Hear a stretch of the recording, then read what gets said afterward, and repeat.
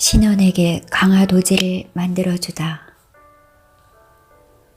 두 젊은이는 각기 상대방에 대하여 외경심을 품고 있었다. 이것이 이들을 한 끈으로 이어주는 가장 큰 원인이었다. 그들은 기이하게도 상대방의 생각, 처신이 왠지 우러러만 보이는 것이었다. 신원은 새벽녘에 돌아갔다. 일구가 그를 성문까지 배웅해 주었다. 그러고 나서 한 6개월, 신원으로부터는 아무런 연락이 없었다. 정우도 배 만드는 일과 강화도, 교동도, 성모도를 둘러보는 일로 신원을 더 찾을 여유가 없었다. 다만 그가 돌아가고 며칠 후 유수영이 김정우에게 강화도 일원을 망라한 지도 제작을 의뢰하였으니 지방 관아는 그에게 편의를 봐주라는 어떤 위임장 같은 것을 하나 보내주었다. 이것을 가지면 적어도 정호는 전번 재물포 수군 만호진에게 당했던 어려움 같은 것은 피할 수 있었다. 알고 봤더니 강화도 일원에는 군사시설이 산재되어 있어서 민간인이 함부로 다니기는 다소의 어려움이 있었다. 그러고 나서 근 1년의 세월이 흐르고 난 후, 그러니까 정우가 신원에게 약속한 날짜를 근 반년이나 더 지나쳐서 정우는 배를 완성했고 아울러 강화도지를 완성했다. 정우는 일구를 성안으로 보내어 신원에게 강촌으로 한번 내려와 줄 것을 요구했다. 지도를 들고 성안으로 들어가다가 혹시 군졸들이 검문에라도 걸리는 날에는 여러 가지로 난처한 일이 생기는 것이었다. 정우는 그것을 두려워했던 것이다. 강화성 성주인 유수 이인탁의 맏아들 이명상이 자기와 그렇게 소원하게 헤어진 후 정우는 어떤 탄압을 염려했으나 지금까지 별다른 징조가 나타나지는 않고 있었다. 며칠 후 밤중에 신원이 사복 차림으로 나타났다. 그는 정우가 성안으로 직접 오지 않고 일구를 보낸 이유를 간파했던 것이다. 백원, 잘 있었는가? 오게 해서 미안하이. 아닐세. 당연히 내가 찾아와야지. 자네가 힘든 일을 하지 않았나. 둘은 사랑에 앉아 술상을 받았다. 신원은 향의 인사를 기분 좋은 얼굴로 받았다. 국빈 여기 있네.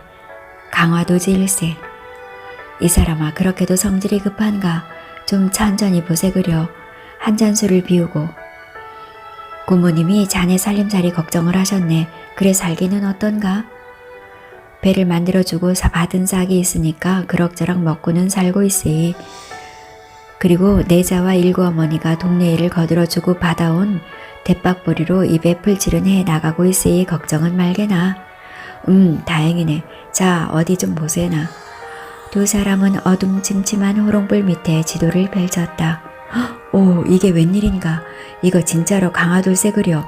강화도가 이렇게 선명하게 그 모습을 드러낸 것은 처음일세. 대단하이 대단해. 신원은 탄성을 금하지 못했다. 국빈, 너무 과찬의 말씀을 말게나. 내 몸둘 바를 모르겠네. 아니, 사람을 보내 이 지도를 다선 선생에게 보여드려야겠네 그려.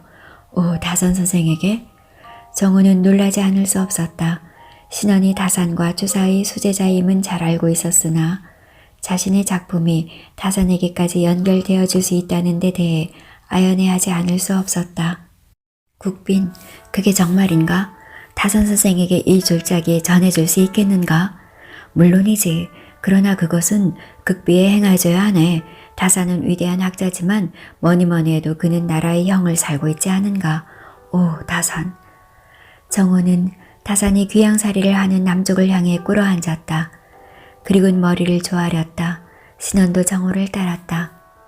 백원, 내가 참 부끄러워이.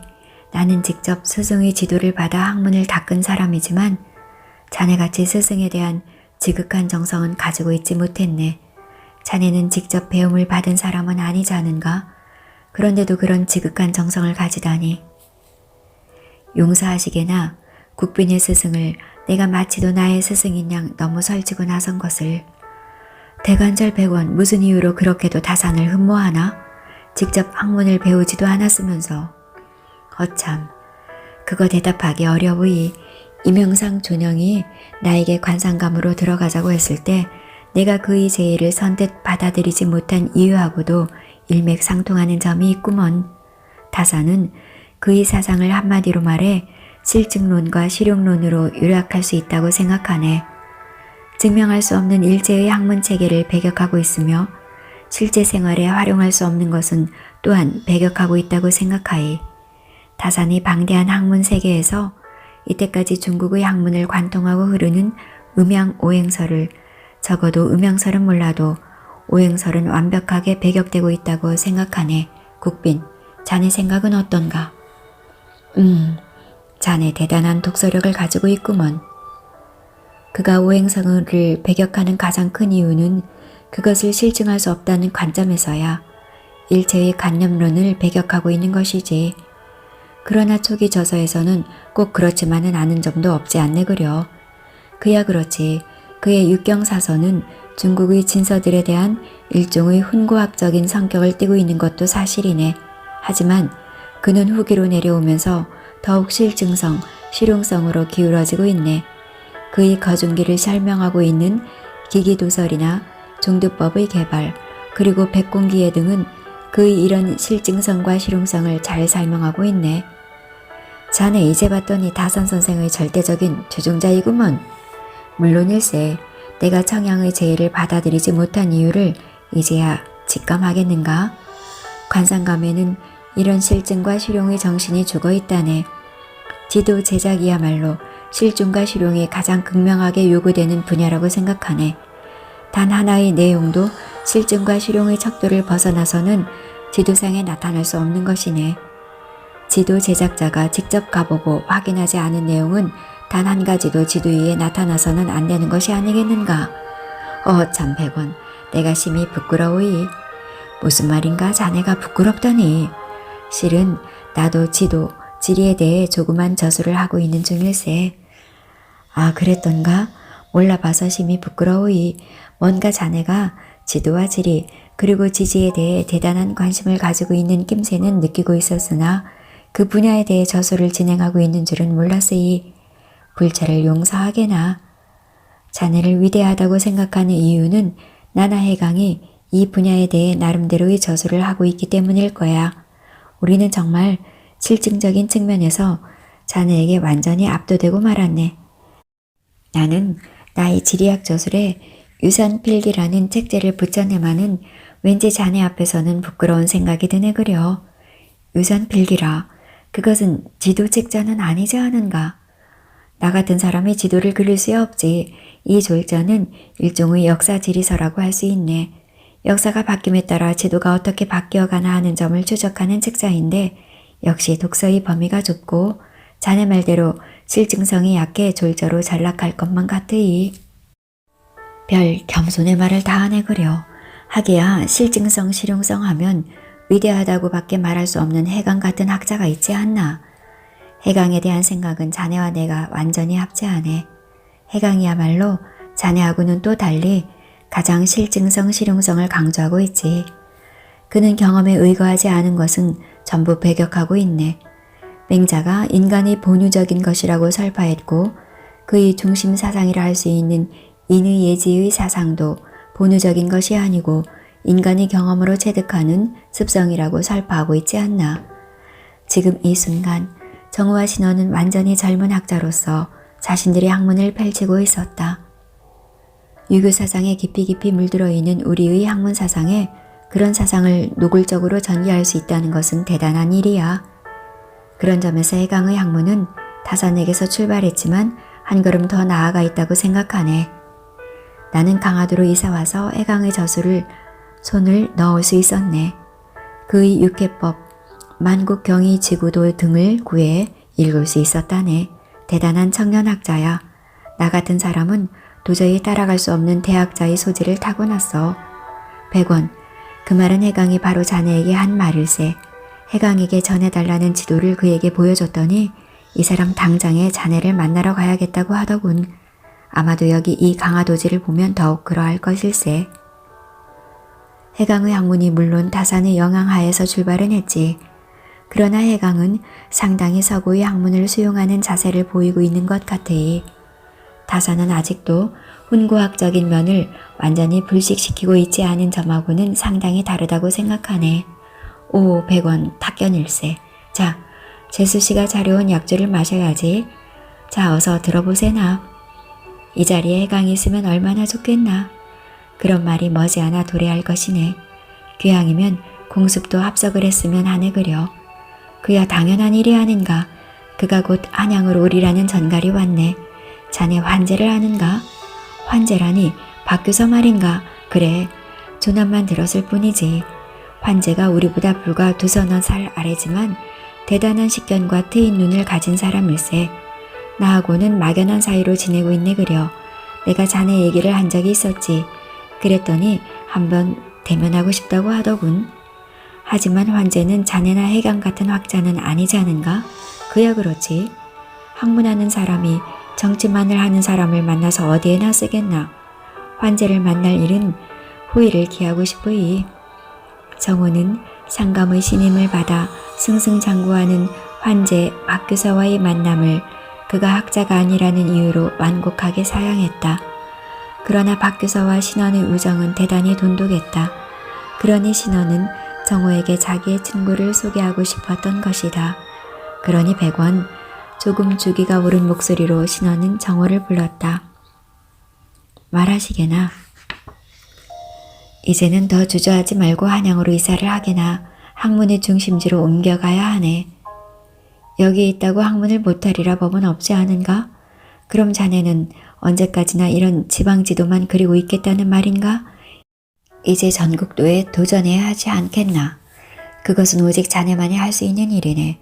그것은 다산도, 주사도, 해강도, 환제도, 청양도, 공습도, 그리고 나도 할 수 없는 일이네.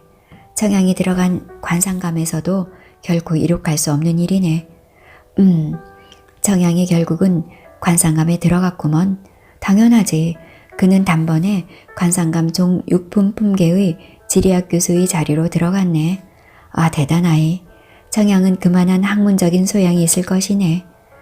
그렇게 생각해야겠지. 게다가 이인탁 성조의 힘과 그분이 중마고우인 윤천우 관상정의 힘이 작용했겠지. 며칠 전에 한양에서 만나 약주를 한 잔 나누었네. 뭐라고 하던가? 정확한 조선 팔도의 전역도에 대한 자기의 야심을 피력하더군. 상감께서 절대적으로 인정하는 조선 전역도를 기필코 만들고 말겠다는 말이야. 그리고 자네에 대해서는 여전히 아쉬운 마음을 가지고 있고 나아가 섭섭한 마음도 가지고 있더라고. 괘씸하게 생각하는 마음도 가지고 있는 것 같기도 했어. 그러니까 자기가 조선 전역도를 만드는데 나보고 조수 노릇을 하라는 말이군. 관상감 종 9품 정도의 벼슬을 주어서. 자네 청양의 의도를 어떻게 그렇게 잘 파악하나? 뻔한 얘기 아닌가. 그래가지고서는 조선 팔도가 그 신비로운 모습을 그에게 열어 보이지 않을 것일세. 뜨겁게 사랑하지 않으면 여인이 아름답고 신비스러운 나신을 보여주는가 말일세. 참, 100원이 그런 말도 할 줄 아는가. 나는 자네가 모세 같기만 한 사람으로 알고 있었는데 자네가 그런 정인인 줄은 몰랐네. 나는 무쇠 같지도 못하고 정인도 되지 못한다네. 100원, 내가 조그만 초가 삼간을 장만할 터이니 그래 이사를 할 작정인가? 아니, 그러면 이사를 할 수 없으니 내가 내 힘으로 초가를 장만해서 곧 이사를 하겠네. 고마우이. 나도 곧 여기 강화유 수영을 떠나 한양으로 배속이 될 것 같으니. 그러면 우리 공습과 다시 어울릴 수 있겠구먼. 그럼 그 자리에는 해강도 낄 것일세. 둘은 향이가 계속 가져다 대는 술병을 연거푸 비워댔다. 신호는 사경이 넘어서야 자리에서 일어섰다. 100원, 이거 너무 감사하이.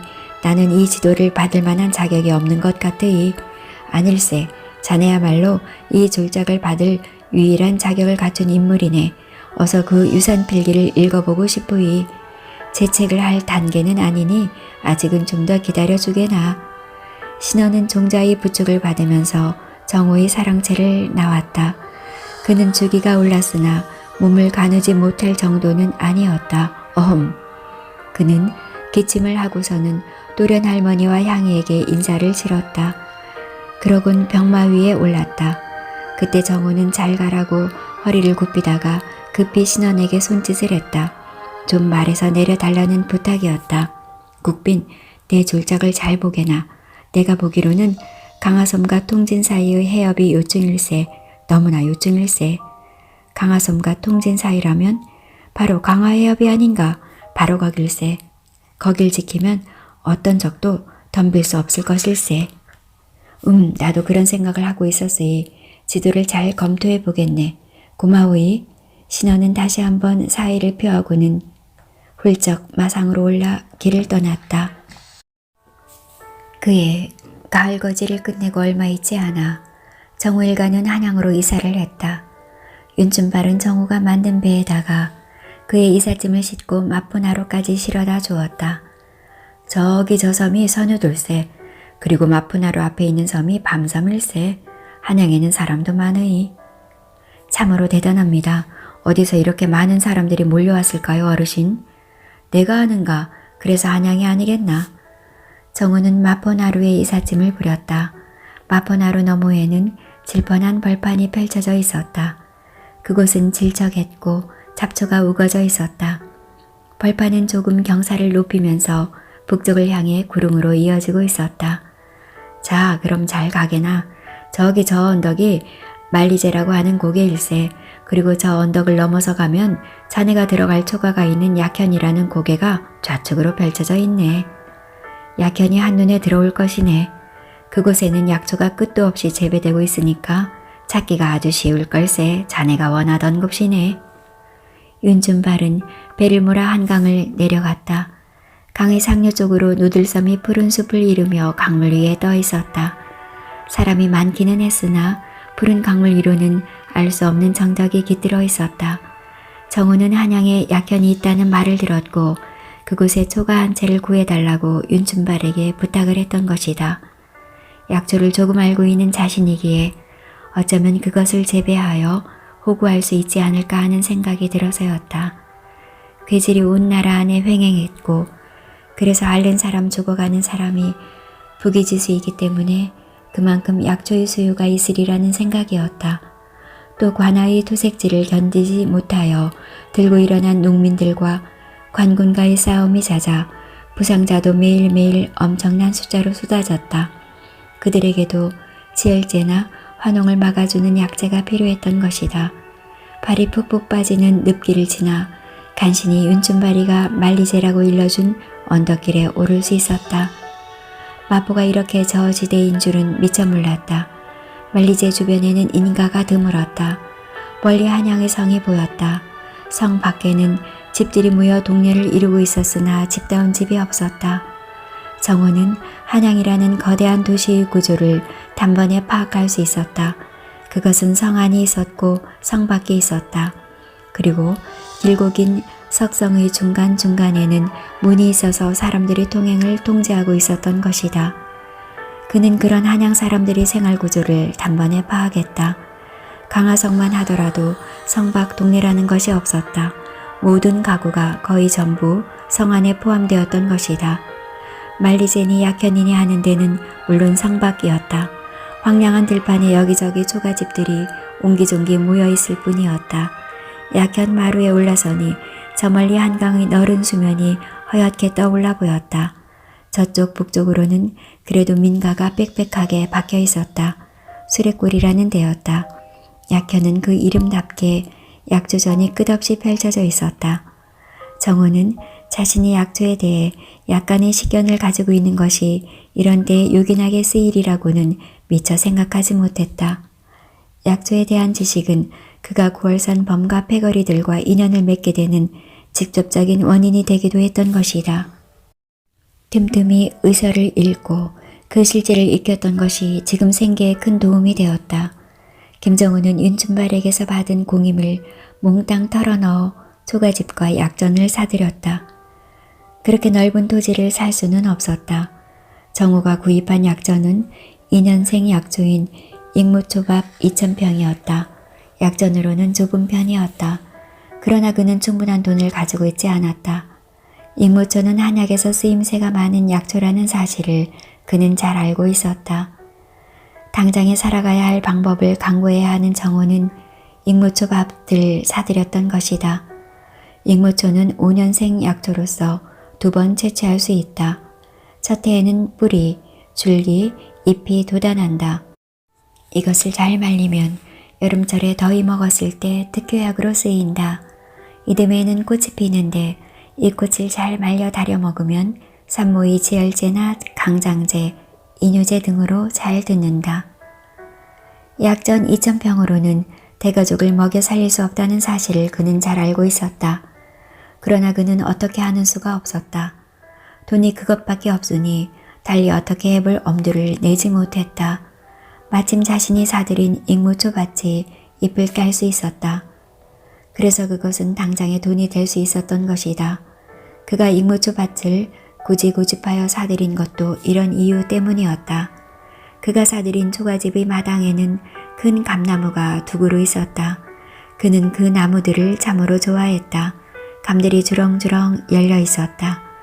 정우는 그래도 자신은 행운아라는 생각을 했다.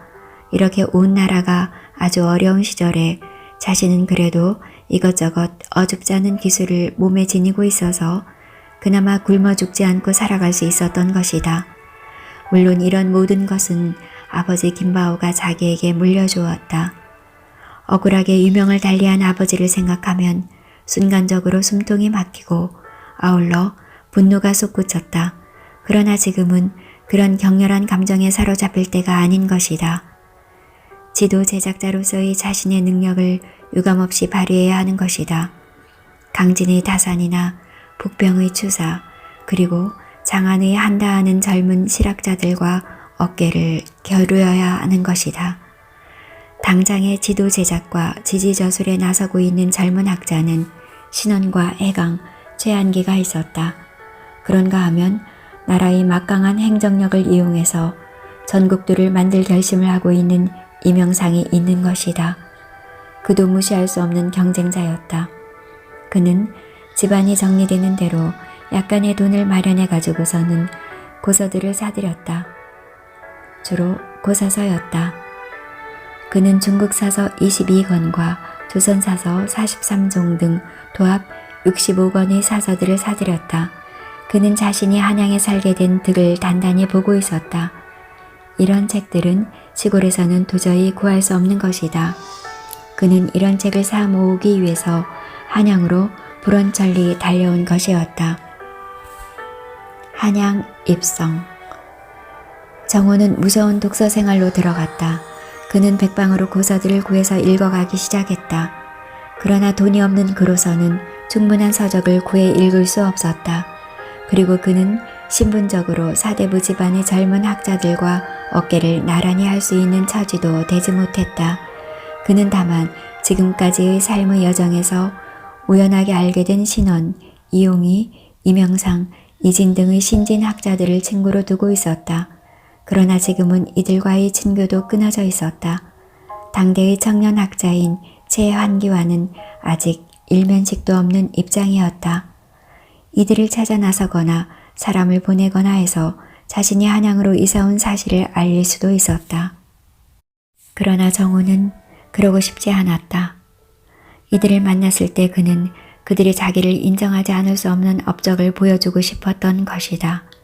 그는 그들을 같은 지리학자로서 만나자는 것이지 하인이 상전에게 한양 도착을 알리고 인사하는 식으로 만나고 싶지는 않았다. 더군다나 해강 최한기에게는 신원을 통하여 구월산도와 강화도지를 보내지 않았는가. 정호는 무엇보다도 한양에서 하루하루 살아나가는 일이 힘에 겨웠다. 농사를 짓고 고기를 잡아 살아가던 자신이 아니었던가. 그러나 그는 지금 약초를 팔아 온 식구들이 호구지책으로 삼아야 하는 입장에 처해버린 것이다. 그래서 그는 자신이 서지 않았다. 자신이 약전이 있는 약근에 서면 장안 5부 52방이 한눈에 들어왔다. 좌편으로는 능선을 넘어 아연이 있었고 우편으로는 만리연이 자리 잡고 있었다. 만리연 뒤로는 대연을 넘어 공덕리가 늘펀하게 퍼져 있었다. 공덕리 너머에는 마포와 도정이 시야에 들어왔다. 정호는 익무초 잎을 망태기에 넣어 들고 종로, 배옥의 칠패 등의 장시를 자주 둘러보았다.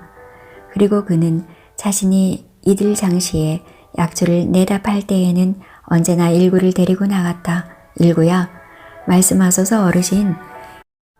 이제 내 혼자 장시를 찾아와 약초를 팔 수 있겠느냐? 아직은. 서툴기는 나도 마찬가지다. 우리 같은 뱃놈이 장사를 도무지 해보았느냐 말이다. 그러나 자꾸 하면 이 꼴이 생기겠지. 수생도 처음보다는 조금 나은 듯 하옵니다. 그런 일구는 약초를 정호의 도움 없이도 곧잘 약방에 잘 팔아넘겼다. 그는 저울의 눈금도 정확히 읽을 줄 알게 되었다. 일구야, 너희 놈 장돌뱅이가 다 되었구나. 아니옵니다. 수생은 아는 것이 아무것도 없사옵니다. 다만 어르신의 흉내를 낼 뿐이옵니다. 홀리게였던 일구가 이제는 어엿한 한 사람의 장정구실을 하게 된 것이다. 세월이 그만큼 많이 흘렀던가 보다. 그러나 정호는 자신이 별로 이루어 놓은 것이 없다는 사실을 깨달았다. 지금 그에게는 무엇보다도 광범한 문헌이 필요했다. 고향 은율에서 서당의 훈장인 송원길이나 은율의 첨정 이명관으로부터 구해볼 수 있었던 문헌들은 지금 생각하니 대단히 초보적인 것들이었다. 한양의 한다하는 젊은 학자들과 어깨를 겨루어 보려고 한다면 당대의 이름을 떨친 서적들을 구해볼 수 있어야 했다. 그러나 사대부가의 자식이 아닌 정우가 양반의 전유물인 이런 책들을 쉽게 구해볼 수 있는 방법은 없었다. 하기야 그도 용의와 신원을 통해서 소위 인구에 회자되는 여러 가지 실학의 명저들을 접할 수는 있었다. 희귀서들은 돈이 있다고 구입할 수 있는 것도 아니었다. 희귀서들은 양반들이나 가질 수 있는 것이었다. 중인이나 평민은 그런 것을 가질 수 없었다. 이들은 장사치가 아니면 장인들이기 때문이다.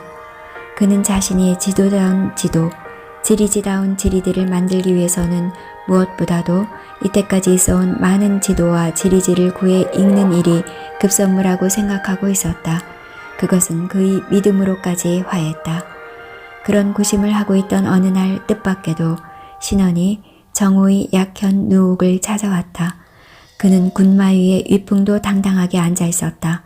한양으로 이사온 후 처음이었다. 하하, 백원이 집에 있는가? 집 앞 골목길에 귀에 익은 신원의 목소리가 들려왔다. 아, 네네. 어른께서 약전에 잠시 나갔습니다. 조금만 지체하시면 만나실 수 있사옵니다. 일구가 신원을 맞았다. 내가 잘 찾아왔군 그래. 그럼 내가 여기서 기다릴 터인즉 어서 약전에 나가서 백원을 모시고 오너라. 내 날이 분부대로 하겠사옵니다. 어서 방으로 드시지요. 아주 누추한 곳입니다만. 그놈 참 엊그제까지만 해도 떡거머리더니 언제 그렇게 컸느냐. 역시 백원은 제자 교육에도 뛰어나군 그래. 일구는 정우가 지도 제작의 공방으로 쓰기도 하고 또 서재로 쓰기도 하는 방으로 신원을 인도했다. 그러니까 그것은 정우네의 사랑방이었다. 그러나 별다른 손님이 없는 정우는 그 방을 자신이 서재로 쓰고 있었다. 사랑방이니 뭐니 하는 것은 다들 양반가에서나 하는 말이다. 그렇게 되니 신원은 자기도 모르게 정우의 서재를 구경하게 된 셈이었다. 정우는 많은 장서를 가지고 있었다. 그 어떤 양반가의 자제들보다 더 많은 서책을 가지고 있었다. 그러나 정우는 신원이 알기로 그냥 평범한 학자가 아닌 것이다. 그는 지리학자이다. 그는 사서삼경을 읽고 외고 해석하고 그리고 자신의 시문을 짓는 것을 업으로 하는 당시대의 일반적인 학자가 아닌 것이다. 정우는 역시 지리서나 지도의 구입에는 많은 어려움을 가지고 있구나. 역시 해강은 뛰어난 안목이 있어. 해강은 최한기의 호였다. 신원은 최근에 최한기를 만났던 것이다. 그랬더니 최한기는 지금은 자신이 마침 집필하는 서책이 있어 김정호를 만날 수는 없지만 대단히 만나고 싶다는 전언을 부탁했다. 그리고 책 한 권을 정호에게 전해달라고 주었던 것이다. 아마도 내가 생각하기로는 김정호가 이 책을 구해 읽지 못했을 것 같으니 어디 좀 전해주게나. 필사본으로 복제를 하고 돌려주어도 좋다고 전해주게나. 지금 내가 하는 일이 너무나 바빠나서 지금 자네를 따라 나설 수가 없으니 아참 이 일도 백원과 관련이 있는 일일세 그려. 내가 이 책을 다 끝내면 이 서책 문제로 100원을 한번 꼭 만나야겠구먼. 일단 이것을 전해주게나. 내가 알면 안 되는 책인가? 아닐세 이 사람아. 자네 같은 학자에게는, 적어도 다산과 추사의 수제자인 자네에게는 아마도 기본 서책일 것일세. 하지만 정호에게는 아무래도 구해보기 어려운 책일세 그려. 무슨 책인데 그러는가? 신증 동국 여지승남일세. 이 책을 받아 공부하게 되면 정호는 그야말로 지리학자가 되는 셈이군 그래.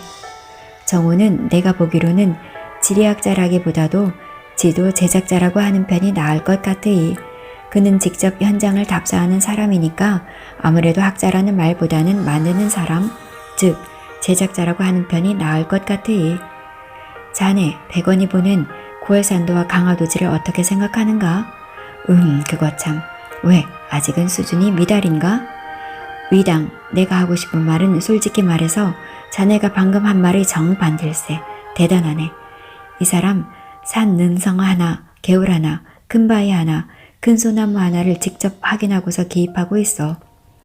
이 사람 참으로 무서운 사람이야. 그 사람 어떻게 생겼는가? 허허허, 참, 해강이 남을 칭찬하다니. 나도 해강의 생각에 완전히 동감일세. 그래서 내가 그 지도를 자네한테 보여본 것이 아니겠나. 나보다는 다산이나 추사에게 보여보는 것이 어떠하겠나? 다산이나 추사야 지금 나라의 죄업을 싣고 있는 중이 아닌가. 지금 당대의 소장학자야. 누가 뭐래도 역시 해강이 아니겠나. 무슨 그런 말씀을 하시는가. 내 학문이 위당에 미치지 못함이 많으니. 신원은 이렇게 최한계의 부탁을 받고 왔던 것이다. 물론 그가 오직 최한계의 심부름으로 온 것만은 아니었다. 그는 강화도에서 윤춘발의 집으로 정호를 찾아갔었다. 그에게 뭔가 상의하고 싶어서였다. 그러나 그는 정호가 소식도 없이 한양의 약현으로 이사간 것을 알게 되었다. 얼마 후에 정호가 망태기를 어깨에 메고 돌아왔다. 아이고, 이게 누구신가? 아, 위당이 아닌가? 이 누추한 데를 이렇게 찾아오시다니 그저 고마운지고. 500원 당연히 찾아와야지. 100원이 누군고. 100원이야말로 우리 조선 역사의 우뚝 선 젊은 지도 제작자가 아니신가. 과찬의 말씀은 그만두게나. 그러면 사람을 바보로 만드네. 아참, 집이 너무나 누추해서 자네 같은 귀궁자가 올 때가 못되이. 쓸데없는 소리. 그래, 100원이 한양에 입성을 했으면 우리가 간단한 주연이라도 베풀어 이를 환영함이 당연하지 않은가. 결례가 컸네 그래요. 둘은 조촐한 주한상을 마주하고 앉았다. 주한상을 내온 향이를 신원은 물끄러미 바라보았다. 어디 부인께서는 무고하신가요? 네. 다행이에다. 세상이 시끄러운 때라 만사에 조심하소서. 명심하게 싸웁니다. 그래, 따님의 장명은 어떻게 하기로 하셨나요? 네, 그저 순이라고 부르기로 했사와요. 순이라. 친정의 어머님은 어디에 계시는지? 아직도 봉산 음파장터에 그대로 있사옵니다. 음파장이라. 신호는 깊은 생각에 잠기는 눈치였다. 정호, 기뻐해주게나. 해강이 자네를 아주 극찬했다네. 해강이? 자네의 무슨 조력을 받을 일이 있다고까지 했다네. 나에게 조력을? 그럼 그래서 해강은 자네에게 이 책을 전해주라는 부탁을 했어. 무슨 책인가? 신증 동국 여지승남일세. 신증 동국 여지승남? 아니 왜 벌써 그 서책을 자네가 가지고 있는가? 그럴 덕이 있나? 황해도 은유리 촌놈이 그런 귀한 서책을 손에 넣을 수가 있었겠나? 그래도 이첨정에게서 많은 서책을 빌려다 본 것으로 알고 있네. 나도 이 책의 소문을 듣고 백방으로 구해보았지만 결국 구하지 못했다네. 내가 꼭 구해보고 싶은 책은 이 책하고 또 농포자가 제작한 지도와 지리지 들일세.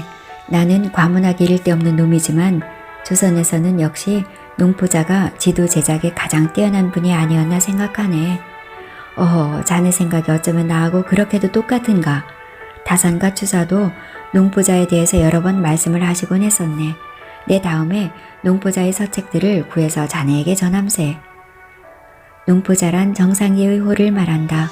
정상기는 숙종, 영조 때의 사람으로 가장 뛰어난 실학파 지리학자였었다. 고마우이. 자네가 농포자를 특히 사숙하는 이유를 알만하네. 그렇지 않아도 해강은 자네 얘기를 하면서 살아있는 농포자를 보는 것 같다는 말을 했다네. 과찬의 말일세. 좌우간에 내가 이렇게 어려운 한양으로의 이사를 강행한 것도 다 서책을, 그것도 지리관계 서책과 지도를 널리 구해보고자 함일세. 농부자의 팔도도를 구할 수 있으면 참으로 좋으련만. 그럼 신증 동국 여지승남으로는 만족하지 못한가 보이그려. 그거야 생각하기 나름이지. 신즉 동국 여지승남은 아무래도 관에서 만든 지리지가 아니겠는가. 그것은 어디까지나 행정을 중심으로 한 지리지일 걸세. 그러니까 행정구역을 중심으로 기술되어 있을 것일세. 그거야 당연하지. 그것은 아무래도 왕명으로 제작되기 시작했으니까 그게 아마도 세종대왕 14년에 처음으로 제작 완료가 되었을 것일세. 그때는 심판팔도 지리지라고 했을 것일세. 그러다가 언젠가 성종대왕이 노사신, 양성시, 강희맹 등에게 명하여 여지승남 신권을 발행했는데 그게 아마도 성종 12년이 아닌가 하네. 그것은 마침 명나라에서 들어온 대명 일통지란 지리지의 영향을 받았을 것일세. 위당, 그 대명 일통지란 지리지를 어디서 구해볼 수 없겠는가? 백오는 나보다, 아니 장안이 어떤 실학자보다 견문이 더 넓구먼. 적어도 지도와 지리지에 관해서는 말일세. 천만의 말일세. 배어로운 내가 뭐를 알겠는가? 여지승남을 5년간 더 정정보필하여 동국 여지승남으로 편찬을 했는데 이때는 책의 권수가 전부 35권이었다는 말을 들었다네.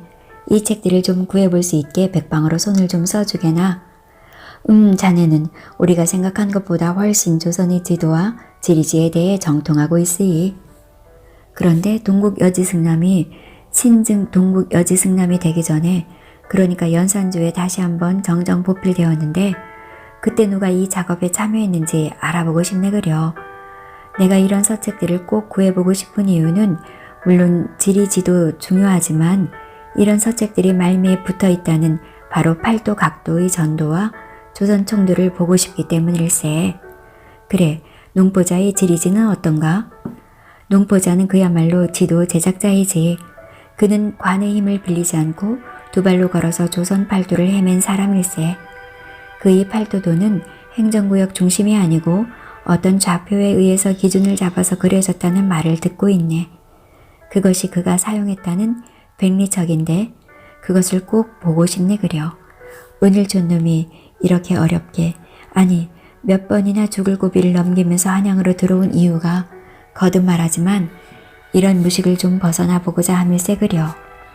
농부자가 그럴 수 있었던 것은 그가 관리 노릇을 하지 않았기 때문이 아니었겠나. 그럼 당연하지. 농부자는 홀어머니를 극진히 모셨고 몸이 아주 허약했다는 기록을 남기고 있네. 정호 자네가 중요한 지리지나 지도를 아직 접하지 못했다고는 하지만 그 분야의 전문적인 지식이 대단하이. 실례지만 자네는 운율에서 어떻게 그런 서책들을 구해 읽을 수 있었는가? 그거야 기원의 중부장 되시는 청정 어른에게서지. 그 어른을 제외한다면 단 한 권의 서책도 얻어볼 수 없었지. 기원은 이용이의 호였다. 그들은 이제 나이가 들어 자를 부르는 것보다 호를 부르는 것이 더 어울린다는 생각을 하게 되었다. 아마도 내가 알기로는 그런 유의 서책을 가장 많이 소장하고 있는 학자는 해강이 아닌가 하네. 자네와 해강의 만남은 참으로 큰 의미가 있을 것으로 생각이 되네 그려. 그런데 위당, 내 생각으로는 해강 같은 당대의 학자를 만나는 것도 물론 대단히 좋으이. 그러나 역시 조선 500년의 역사 속에 쌓인 그 수많은 서책들을 폭넓게 섭렵하기 위해서는 역시 규장각을 거치지 않고서는 불가능하다는 생각이 드네. 개인의 힘만으로는 어려운 일이야. 규장각의 책을 어떻게 구해볼 수 있는 길이 없을까? 자, 잔을 비우게나. 나같이 가난하고 못난 학자 아닌 학자를 찾아주니 그저 백굴이 난망이로세. 아니, 무슨 그런 말을 하는가. 자네는 농포자를 능가하는 지도 제작자의 소질을 여실히 보여주고 있네. 실은 나도 나의 스승인 다산이나 추사에게서 지도와 지리지의 중요성을 하도 많이 들어와서 기실은 나도 그쪽으로 몇 권의 서책을 준비하고 있네 그려. 아, 그런가? 자네가 특히 나에게 애정을 기울이는 이유를 알만하이. 그거야 해강도 마찬가지지. 해강도 조선이 좀 더 정확한 지도 제작의 필요성을 절감하고 있으이. 내가 규장각에서 벼슬을 사는 사람을 하나 잘 알고 있는데 한번 다리를 놓아보겠네. 잘 될지는 알 수 없지만. 그 사람이 누군가? 겸산 유재건이란 사람인데 춘추는 우리보다 한 7, 8세 위일세. 대단한 사람이지. 겸산이라고 하면 나도 조금은 알고 있으니 겸산은 뭐니 해도 역시 위양문학의 대가가 아닌가? 그분은 대단한 서민주의자이지. 그런데 근본은 아주 대단한 양반이었지.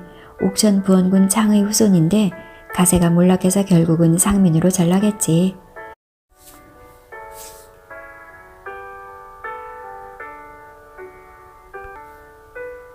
지금 규장각에서 검사관으로 일하고 있는데 낮은 직급인데도 학문이 워낙 높아 전하의 총애가 자별하다는군. 규장각의 검사관으로 하면 별직으로서 꼭 양반이 아니라도 임명될 수 있다는 말을 들었는데 그것이 사실인가? 그럼 규장각이라 하면 당상으로 제약 2명과 직제약 2명이 있고 난간으로는 직각 1명과 대교 1명이 있는데 자네가 말한 그 검서관이란 4명으로 상민뿐만 아니라 서울도 임명이 될 수 있다고 들었네. 겸산이 바로 그 검사관 일세그려. 겸산이 그렇게 유명한 이유가 뭔가? 내가 듣기로는 그의 위양문학이 그렇게도 유명하다던데. 그렇지. 겸산은 자신이 가세가 몰락하여 상민이 된 것이 오히려 자신의 입지를 위해서 유리하게 작용을 했다고 보아야 하네. 겸산은 지금 다른 유명한 위양문학자인 최경흠과 아주 자별하게 지내는데 듣기로는 두 분이 무슨 직가시사라는 모임을 만들어 위양문학의 발전에 힘쓰고 있고 또 조선 팔도의 서얼과 상민 출신 문사들의 시문을 총망라한 일대 문집을 계획하고 있다는 거야. 전하께서도 어여삐 보고 계시다는 얘기야. 겸산의 위양문학이 어쩌면 먼 세월을 두고 보면 더 오랜 생명력을 가질지도 모르지. 어째서 그런 생각을 하는가 백원? 신원은 두 눈을 반짝이면서 정호를 바라보았다. 위양문학은 현장의 문학이 아닌가? 그리고 그것은 우리들이 고유 문자로 되는 문학이 아닌가? 그리고 또 그것은 머리의 문학이 아니라 두 발과 두 손, 그리고 온몸의 문학이 아닌가?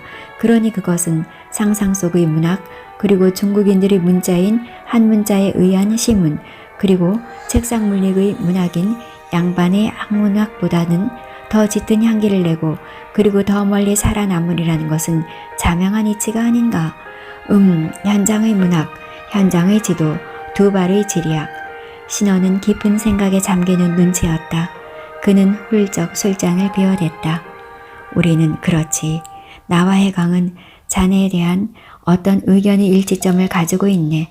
그것은 지리학 내지 지리지는 몰라도 지도만큼은 우리가 자네를 도저히 당해낼 수 없다는 점이 바로 그것이야. 왜냐면 자네는 두 발의 지도를 그리기 때문일세.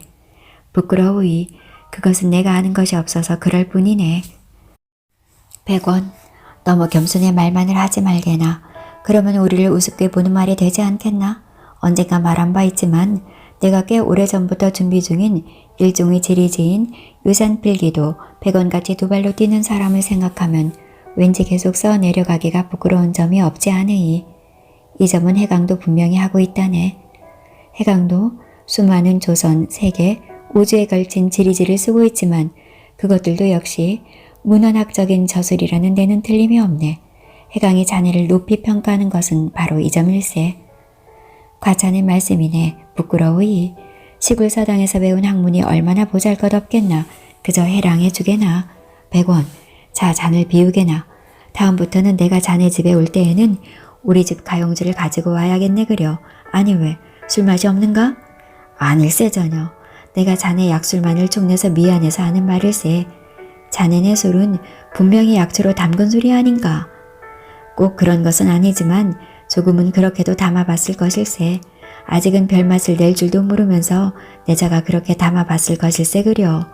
어허, 세월이 풍진 속에서 우리들이 서책들은 다들 한 줌의 먼지로 사라질 수도 있을 터이지. 그러나 백원이 두 발로 뛰어서 만드는 지도는 영원히 마모되지 않을 것일세. 지도 제작의 분야는 분명히 학문이기만 한 것은 아니야. 그것은 주자학이나 양명학 등 그야말로 서책과 지필묵으로 하는 학문과는 다른 성격을 가진 학문 분야일세. 그것을 망각하고 지도를 서지학의 도움으로 하려는 사람들이 대부분이지. 안 돼. 그것은 명석한 두뇌와 무쇠와도 같은 두 다리, 그리고 쇠가죽보다 더 질긴 인내심이 필요한 학문의 또 다른 분야야. 나와 해강은 자네의 지도를 놓고 다만 어를 잃어버렸다고 말할 수밖에 없었네. 자네의 지도는 강화도의 군사적 중요성을 여실히 입증하고 말았네. 병판 대감이 내 말을 듣고서 자네를 좀 만나기를 원했다네. 아니 그게 무슨 소린가. 위당, 내가 존경하는 위당이 어째 날 이렇게 놀려먹을 수 있나. 구월산 촌놈이라고 업신여기는 것은 아닐 테지. 그럼 자네의 지도는 이런 말을 하고 있다는 생각을 했네. 즉 강화도의 정복 없이는 어떤 외적도 한양을 넘볼 수 없다는 사실을 자네의 지도는 입증해 주었네. 그것은 왜 그런가? 나는 다만 지도를 그렸을 뿐이네. 그것은 이 사람아, 생각을 좀 해보게나. 강화도 포대를 그냥 놔두고 의적이 한강을 따라 마포나루로 들어왔다고 가정해보세나. 그것은 완전히 도간의 든지가 아니고 무엇인가? 조선 수군에게도 양면 공격을 받게 되고 어얼러 육군으로부터도 양면에서 공격을 받게 될 것이 아닌가. 상황이 이렇게 되면 도대체 어떤 외적이 당해내겠나. 안시성과 유동성 그리고 배감성을 압력하지 않고 당태종의 살수를 넘어오는 것과 마찬가지지. 그런 점이 있었구나. 지도는 국방에 꼭 필요한 것이로구먼. 그런데 이 사람아, 그것만이 문제가 아니야. 강화도는 아주 함락하기 어려운 섬이라는 사실이야. 자네가 만든 강화도지를 잘 살펴보게나. 강화도는 한강을 통해 한양으로 들어오는 두 갈래 해로를 가지고 있네. 자 보게나. 이쪽 덕진포를 거쳐서 들어오는 해협이 하나 있고 저쪽 교동도를 거쳐서 들어오는 해협이 하나 또 있네.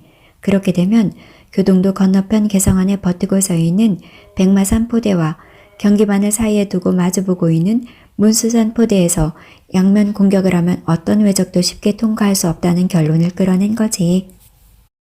꿈보다 해몽이 좋았구먼. 황소가 뒤로 갔다가 개구리 밟은 기분을 새그려. 그래서 사실은 내가 말일세, 내가 훈련도감의 종사관으로 오게 된 것일세. 다 같은 종육품의 종사관인 듯 하지만 외성인 광화성의 종사관과 한양성의 종사관하고는 격이 다르다고 할 수밖에. 훈련도감 전체에서 종사관 벼슬을 하는 사람은 전부 4사람뿐이야. 지금은 그나마 결혼이 있어서 나하고 다른 사람 하나하고 단 둘이야. 다들 나보고 할아버지 덕택에 벼락출세를 한다고 쑥덕거렸지. 더러워서. 그런데 이번에 강화도지를 가지고서 나의 실력을 입증했지. 그런데 이 사람아. 아, 치아누만. 내가 다음에 여기 약현에 올 때에 가용주를 소바리에 싣고 오지 않아도 되겠나? 위당 너무 취하지 말게나.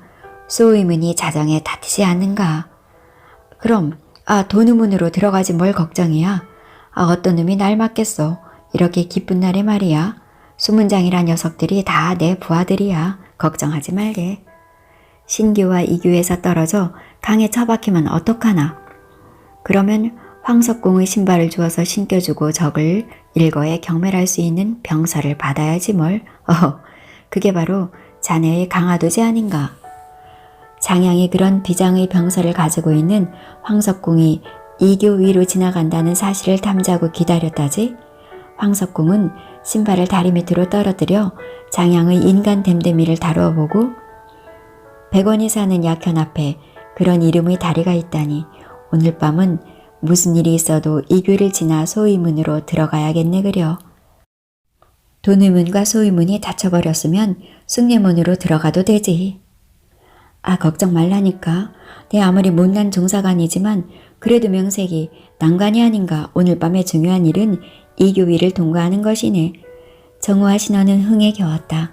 그러니까 그들은 자신들을 장양과 황석공에 비유하면서 이 가난한 선비의 집 사랑에서의 한때를 즐겼던 것이다. 과연 그날 밤 신원은 삼경이 넘어 이교를 지나 성안으로 들어갔던 것이다. 정우는 자청하여 신원의 군마 옆을 따라 이교까지 내려와 주었다. 이 사람 100원 어서 돌아가게나. 이러면 내가 뭐가 되는가. 친구지간에 나는 마상에 있고 자네가 족보한다면 남들이 뭐라고 하겠는가. 어서 돌아가게나. 그러세. 정호는 이교 못 미쳐 걸음을 뒤로 돌렸다. 신원의 우정은 진실한 것이었다. 그는 약견마루에 걸린 달을 보았다. 자기는 너무나 다복한 사람이라는 생각을 했다. 밝은 달빛이 자신의 얼굴을 비춰주었다. 워낙 천하게 태어났으나 돌아가신 선친의 성실한 삶의 자세로 그는 이 첨정네에게서 인정을 받아 교육을 받을 수 있었다. 그것은 오직 어진 이 첨정의 인간적인 배려일 따름이었다. 거기에 첨정의 아들인 이용이와 그의 외가 쪽 집안인 신원을 알게 된 것이 자신이 지도를 그리고 학문을 익히게 된 동기가 되지 않았는가.